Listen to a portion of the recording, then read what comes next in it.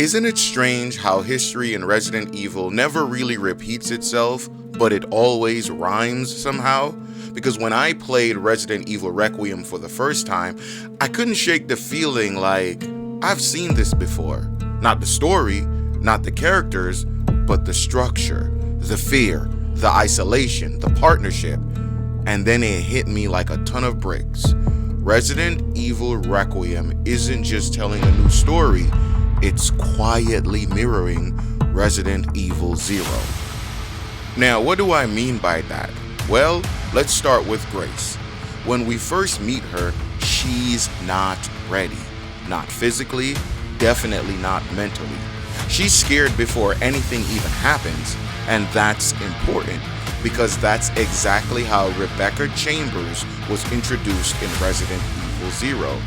Rebecca wasn't some hardened soldier.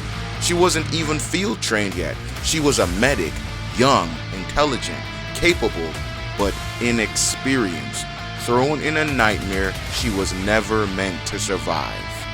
And that's Grace. Both of them are placed in environments that are way bigger than them. Facilities filled with secrets, experiments gone wrong, and a past they don't fully understand yet. But here's where it gets deeper.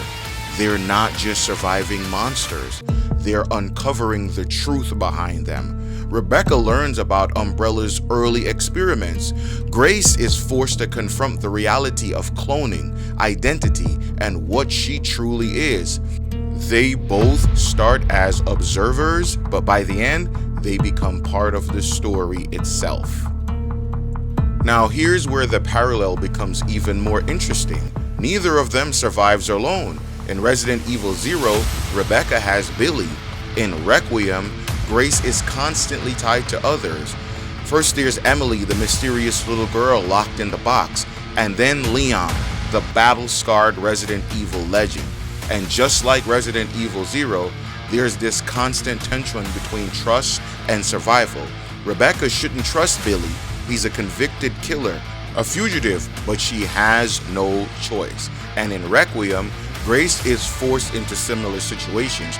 She's surrounded by people and entities she doesn't understand, but she has to rely on them to move forward. Take for instance the helicopter scene when she finally escapes the clinic carrying Emily. The pilot she runs into, she doesn't know him, nor does she fully trust him, but she needs his help to fly her and Emily to safety. That's classic Resident Evil storytelling. You're never fully safe, not even with the person standing right next to you. Then there's Leon and Billy. Now on the surface, these two are night and day.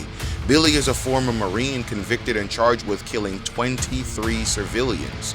Now I think if we do some research on that, at that number, you might be in the realm of serial at this point.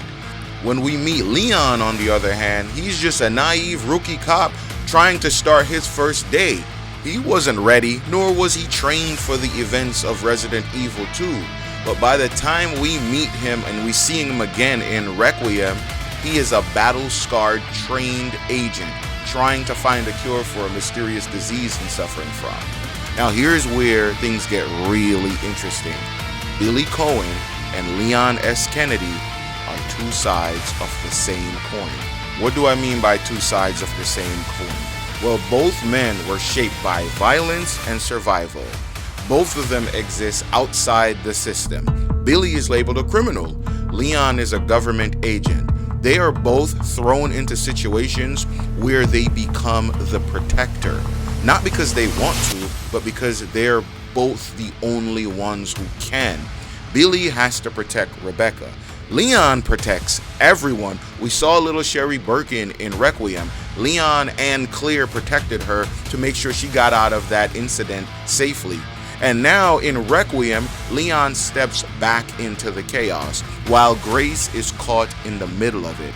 It feels a lot like history is repeating itself, just on a larger scale. Billy was the first version of that archetype, the reluctant protector. Leon is the evolution of it, more experienced, more hardened, but still carrying that same burden. Leon didn't know Grace at all when the game is introduced. but he fights tooth and nail to keep her safe because that's his nature. But the strongest connection between Requiem and Resident Evil 0, in my opinion, and again, these are just my opinions, isn't just the characters, it's the themes. Resident Evil 0 was about origins, where it all began, Umbrella, the virus, the ambition to control life itself. Requiem brings that full circle, in my opinion. Now we're not just talking about viruses, we're talking about identity, cloning, replication, replacement. Grace equals Emily, but Emily does not equal Grace. Resident Evil Requiem's theme represent the same question Resident Evil 0 asked, but in a different way. What happens when humans try to play God? In Resident Evil 0, it was about creating monsters. In Requiem, it's about recreating people, and that's even more terrifying, because now the horror isn't just external, it's personal. So when you look at Resident Evil Requiem, don't just see it as a continuation of the franchise. See it as a reflection, a callback, a modern echo of Resident Evil 0 itself. Grace is Rebecca. Leon carries Billy's shadows. And the nightmare never really ended. It just changed. And that's why we love Resident Evil so much, because it makes us feel like we're a part of the fear, a part of the nightmare itself. If you're enjoying these deeper breakdowns, make sure you check out my full Resident Evil Requiem playthrough, where we don't just survive the horror, we try to understand it. Now, I might be wrong in some of my takes. I didn't create the game, so I don't know what's in the creator's mind. These are just some of my views and some of the things that I've gleaned from playing Resident Evil games throughout the year. This is Reniverse Gaming, and remember, don't get lost in the Reniverse. I see you real soon.